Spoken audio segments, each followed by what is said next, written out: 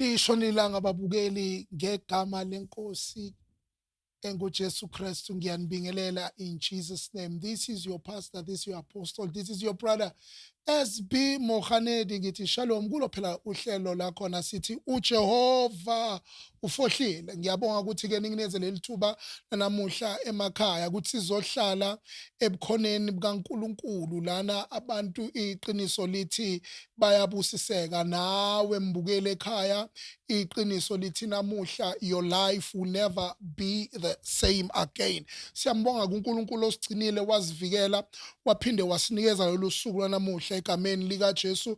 Ngiyathemba ukuthi ekhaya nawe nje ubusibhekile wherever you are watching us, you are going to be blessed. Simbonga uNkulunkulu ukuthi baningi abangenayo ku WhatsApp wethu babonge imikhuleko esibapha yona, abanye balethe ubufakazi bokuthi uNkulunkulu uyabasebenzela. Iqiniso lithi khona ebekade bangasebenzi sebayifumene imisebenzi, abanye bebagula sebayaphila. Kuningi abantu kade behlangabezane nako, uNkulunkulu wayirarurura leyo mraro ekade bararile. So ke nowakho umraro okurarile namuhla uNkulunkulu uzokwenza inkariso mraro ukuthi uchuguluke. Siyambonga uNkulunkulu emuhle namuhla ntambama. Ngiyacela ukuthi yisho ukuthi usibuka ukuphi nendawo, usibuka ukuphi nendawo egameni lika Jesu khona sizokwazi ukuthi sicommunicate nawe egameni lika Jesu. Ngicela ukuthi mbukeli ke namuhla ntambama ungiphelele lithuba lokuthi utshele omunye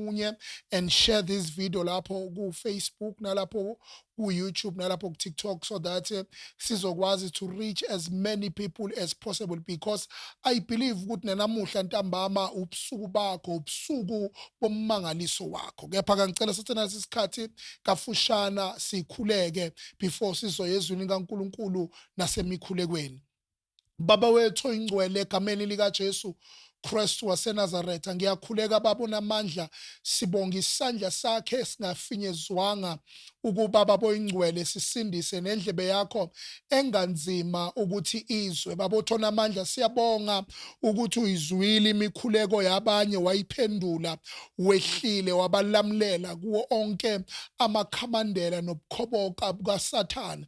Siyabonga baba egameni lika Jesu namuhla ntambama sisahlephulula izwi lakho kafushane, khona othwele imithwalo ngokuhlukahlukana abhekene naye, angazi ukuthi uyophuma njani, kuyokwenzeka njani empilweni yakhe. Kepha namuhla baba oyingcwele, ngiyakholelwa ukuthi olwimini lwami ulibekile Nkulunkulu i-solution to deliver that mother, that father, that sister and that brother in the mighty name of Jesus.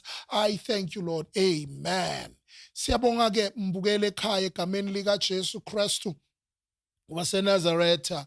Ngicela ukuthi sibambe nayo incwadi ngokuphuthuma, incwadi kaMark chapter 10, sizofunda uverse 46. Sehle nayo, yiyo incwadi uNkulunkulu ayishicilele enhlizweni yami namuhla ekuseni. Lithi iBhayibheli, then they came to Jericho, as Jesus and his disciples, together with a large crowd, were leaving the city. A blind man, Bartimaeus, was sitting by the roadside begging. When he heard that it was Jesus of Nazareth, he began to shout, "Jesus, Son of David, have mercy on me." Many rebuked him and told him to be quiet. But he shouted all the more, "Son of David, have mercy on me." Jesus stopped and said, "Call him." So they called to the blind man, "Cheer up, on your feet, he's calling you." Throwing his cloak aside, he jumped to his feet and came to Jesus. "What do you want me to do for you?" Jesus asked him. The blind man said, "Rabbi, I want to see." "Go," said Jesus, "your faith has healed you." Immediately he received his sight and followed Jesus along the road. Into namuhla mbukele ekhaya engifuna ukukunikeza isiqiniseko ngayo ukuthi you are next in line for your miracle. And uma sesifikile isikhathi sakho akukho mthakathi, akukho iwashi eliyovimba isikhathi sikaNkulunkulu ngemeko yakho. Cela ukuyiphinda lento. Uma isikhathi sakho sesifikile, akukho mthakathi, akukho sifungo, akukho kushwabula kwamuntu, akukho even time, the clock, the watch that can hinder or stop the time of God for your life. Where we have just read, isikhathi sikaBartimaeus sasesifikile after isikhathi eside, ahleli eceleni komgwaqo, ehlezi ecela, engaboni emehlweni, ngoba wonke umuntu siyamfikela isikhathi sakhe. Njoba ungibuka nje, your time, it's coming. Actually omunye ungibuka isikhathi sakhe yisizin yakhe manje. Uyabona kule season esikuyo isizini yobusika. Kepha kuyothi uma kungena uSeptember, ubusika buyobaleka sengathi abukaze bafika. Ngenxa kuyokuthi kuyobe sekufike isikhathi. Ungadangali, ungaluzi ihope, ungazibulali ngoba ubona izinto empilweni yakho zingenzeki ngalendlela ofuna ngayo. Yingenxa ukuthi ngenzeka the time has not come. But I'm here as a prophet of God to push you to your time. I am here as a prophet of God to push you to your miracle. I am here as a prophet of God to locate you unto your miracle. For God wants to do something empilweni yakho. uBartimaeus wafikelwa isikhathi sokuthi uJesu wayawahambela onke amadolobha. Kwafika isikhathi sokuthi uJesu ahambele idolobha langakubo. Kade zibenzakalela izinto abanye, kudala ushayela abanye izandla. It was their time. It was by the time when Jesus visited them. But this is the time where the visitation of God is upon you. Oh, glory to God. Where the visitation of God is upon you. Mfuna ukuthi kuwe, all eyes will be upon you. All eyes of your enemies will be upon you. Nabangafuni bazobona uNkulunkulu akwenze awungizwa.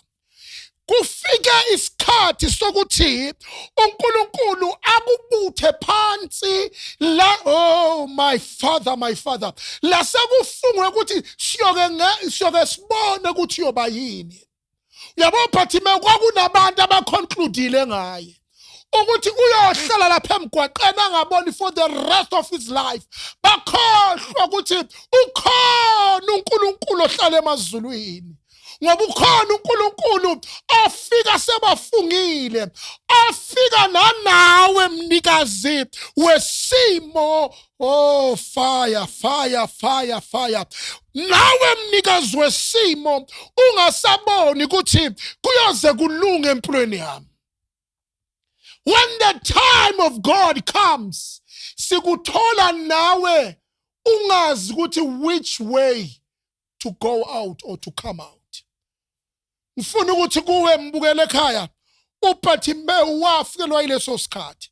Lithi iBhayibheli wezwa. Uyabona omunye njoba ungibukela uyezwa, njoba ungizwa. Lithi iBhayibheli faith cometh by hearing, and hearing the word of God. Mfuna ukuthi kuwe namuhla njoba ungizwa, may your faith grow. May your faith locate your miracle. May the faith yakho locate nalamazwi which I utter right now in the name of Jesus. uBartimaeus wathi ngokuzwa ukuthi nangu uJesu, ukholwa kwakhe kwaba activated. ukuthi this is my time. Can I get somebody at home ozobhala ku-comment athi this is my time, this is my time, this is my moment, this is my moment, this is my time. uBartimaeus wathi ngokuzwa la kuya emzimbeni kwabese kuya-aletha ukuthi sifikile isikhathi, ngoba siyafika isikhathi. Wathi uma sazwile ukuthi isikhathi sifikile, nangu uJesu sekakhona lo bekahlelezwa ngayo ukuthi ungale nangale, nangu lo Jesu ophilisayo, nangu lo Jesu ethi ingoma yecilongo number 44 athi inyanga enkulu ikhona lana. Ogama lunguJesu wezwa ukuthi inyanga enkulu isifikile. So fikile onamandla wonke. Lithi iBhayibheli, then he started to shout. Lithi iBhayibheli uma ememeza wathi Jesu ndodana kaDavide ngenzela umusa. Wathi uma thi Jesu ndodana kaDavide ngenzela umusa, laba kade baladuze kwakhe bathi thula. Ngoba abantu abazomelana nempumelo yakho yilaba ongacabanga ukuthi bazomelana nayo. Ngenzeka a people abaseduze abakujabulelayo ukuthi uphansi, abajabulelayo ukuthi uhlezi ucela kubo. Bayabona ukuthi sekufika isikhathi sokuthi uphakanyiswe, so they are trying by all means to pull you down. uBartimaeus ngiyacabanga khona bebasondela bathi ubangela inkosi umsindo wena. Uma sekufika isikhathi sommangaliso sakho khona abantu abazokudiscourage ukuthi ungakwazi to receive your miracle. Uma sekufika isikhathi sommangaliso wakho, there are people who will discourage you to stand up and do what God wants you to do. Lithi iBhayibheli bebamvimba ngapha nangapha. Ekumvimbeni lithi iBhayibheli uJesu wezwa. Asho umculo weSuthu athi hanti Jesu unangibona hakilila jwala. Ngifuna ukusho kuwe mbukele ekhaya uri Jesu wawubona. Jesus, he can see you. Ama troubles into ayithwele uJesu uyakubona. uBartimaeus wathi uma amemeza uJesu wamuzwa. Namuhla ntambama, God is hearing your prayer. Namuhla ntambama uNkulunkulu ukubonile futhi sowehlile. Ulubonile usizo lwakho. You are about to receive your miracle. As I declare as a prophet of God, you are about to receive a shift in your finance, a shift in your life in the name of Jesus. uJesu lithi iBhayibheli wathi uma esemzwile uBartimaeus wambiza wathi woza. Wambuza umbuzo wathi ngikwenzeleni. uBartimaeus zange soli ankanta ayale nale wathi ukuba ngibone. uJesu wathi uma aqeda usho njalo wathi ke ukukholwa kwakho kukusindisile.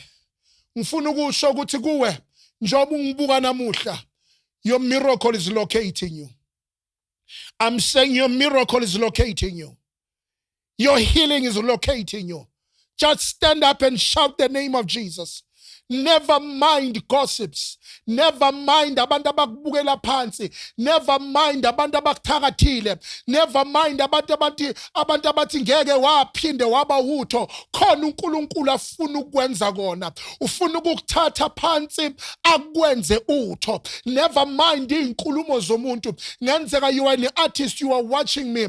Kuneminyanga evalekile ngale nangale. I am here to encourage you. God is going to open a new door. God is going to do a visitation. Your time is coming. Ngenzeka usebenzi. Your time is coming.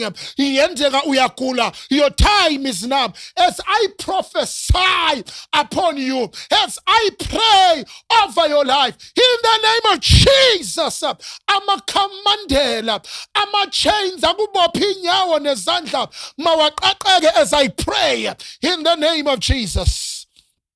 In the mighty name of Jesus. Khona okwenzekayo ngiyezwa. Khona abantu abanjengoBhathimeyo. Khona abantu impilo yabe emendawonye engayi phambili engayi emuva. They are stagnant. They are stuck in one place. But by the reason of the glory of God, by the reason of the anointing of God, in the name of Jesus, may God resurrect your dream. Ngenze kunephupho usulahlekelwe ithemba ukuthi liyophinde lithi resurrect. I declare in the name of Jesus, let that dream resurrect again. uNkulunkulu makasule inyembe zakho. uNkulunkulu makakhanyise leso sifo siyasuka kuwe. I command tuberculosis. I command HIV/AIDS. I command arthritis. I command sugar diabetic. I command your hypertension. I command every kind of sickness in your system to leave you now.